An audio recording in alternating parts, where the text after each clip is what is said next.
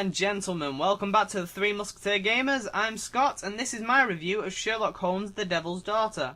It's the 8th installment in the Sherlock Holmes game series, and the 4th to be released on console, the first being Sherlock Holmes vs. Jack the Ripper.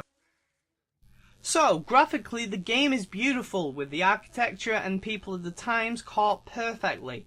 The characters look great, especially during the profile mode when the camera is zoomed right in. You are able to see even the slightest detail in the characters' faces and clothes. It's the same with the main items in the game that you can look at and pick up as well. They're all designed down to the smallest detail. And then there are the wide range of locations in the game, each one looking almost better than the last. One of the first additions I actually noticed was a new playable character. Whereas in previous games you simply played as Holmes and Watson, and occasionally as Toby, their dog, in The Devil's Daughter there is the occasional section where you play as Wiggins, the young lad off the streets that Holmes sends out on certain jobs. Actually being able to play this out was something that I found a nice surprise and a nice new addition. Also, main and supporting characters are for the most part voiced well, especially Sherlock and Watson. Although that being said, the script itself does seem a little lazy at certain sections of the game, mainly for the extra characters around. It's mostly noticeable in a pub in the first case of the game where the characters there are simply singular lines that seem mid-sentence. It's a shame as it does bring down the tone for an otherwise mainly great script. Now for the only totally negative section of this review, unfortunately. Some of the running animations aren't exactly the best. This is especially noticeable when playing as Toby, Sherlock's dog.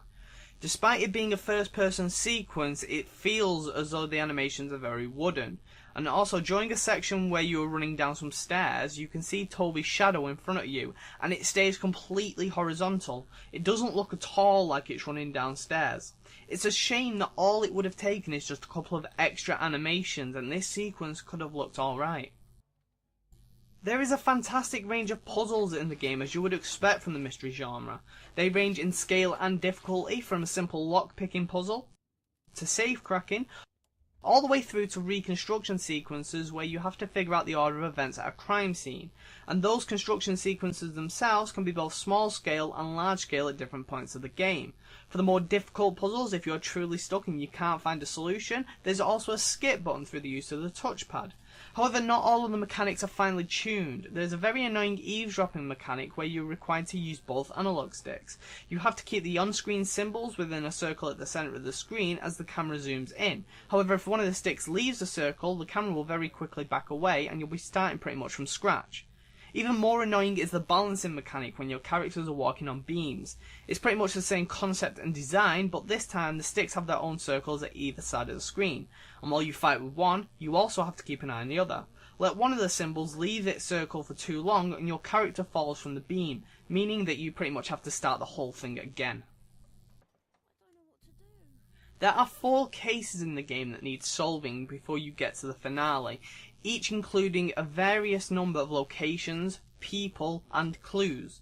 They range as well from missing people, murder, to huge road accidents in the central London that isn't exactly as it seems, and as you progress through each one, the complexity of the cases scale as well. Each case is even more intriguing than the last, passing through sometimes the unbelievable before you do eventually get to the answer. And they aren't always as straightforward as they seem either. There are some cases where you can easily reach a conclusion before you've found all the clues, and therefore you may end up actually arresting the wrong person. The variety in the locations is fantastic, as well as the main use of 221B Baker Street, which in itself has now been expanded to allow you out onto the street in front of the apartment.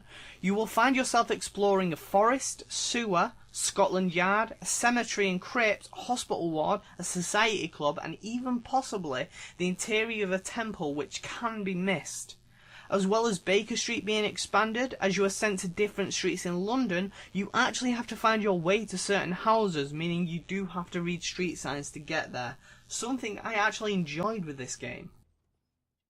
As Sherlock Holmes, you have the ability to be able to build a pretty accurate profile on people by just looking at them. Using certain markers like clothes, jewellery, stains, scars, and even signs of illness, you can get a sense of what a certain person is like. It's something that's been in the past couple of Sherlock Holmes games, and it's again expanded in this entry. Whilst examining people, now you will have a choice of 2 options for some of the markers you're looking at. You'll have to use the other markers to make sure you make the right choice. Get them wrong and you will end up with an incomplete character profile. However, get them right and you can unlock certain lines of questions and even reveal new clues. Searching for clues in cases has always been a main feature for mystery games, let alone Sherlock Holmes games. Going from area to area, you have to make sure that you've fully examined everything, even using the returning detective vision the series has had in the last couple of games, to find something that most people would miss. Although, in true Sherlock fashion, once you've found clues, you have to put them together and form deductions. Not all clues will go together though. Miss one or two out, which is entirely possible, and you can find yourself with an incomplete deduction and may even get the wrong suspect, since all of the cases have at least two or more. That's not the end of it though. Once the suspect has been caught, you have a moral choice to make. Do you condemn them for the crime they've committed, or do you absolve them of all responsibility?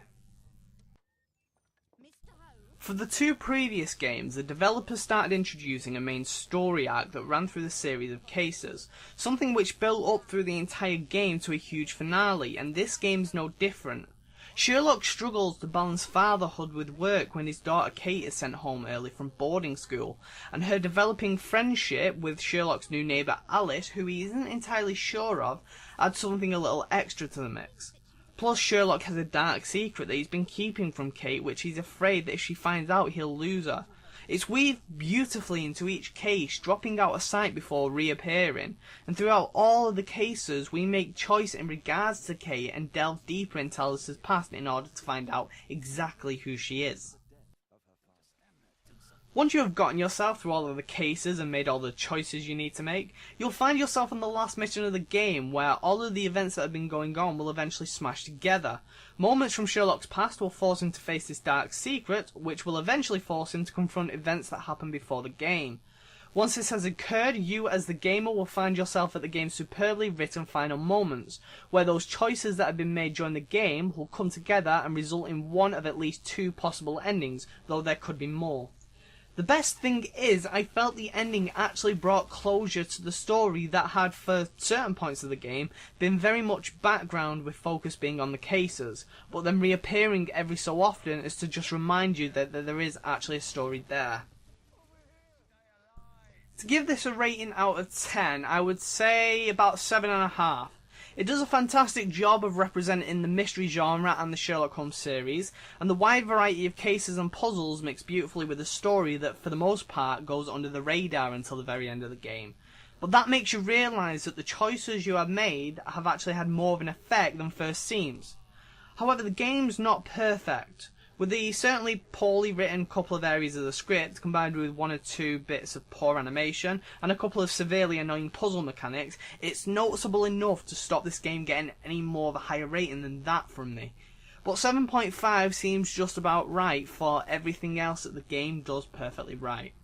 So that's all from me, guys. If you've enjoyed this video, then please leave us a like. Click subscribe if you've not any more for more of these review videos, and also other videos that we do like playthroughs and versus where we take each other on. Also follow our social media. We mainly post on our Facebook page, but we do also have a Twitch account where we do the occasional live stream, and also a Twitter account which is linked directly to the YouTube channel, so you will get links to any videos that we post up on there. They will all be in the description box below, guys, but for now that is all from me. I will see you guys soon. Bye-bye.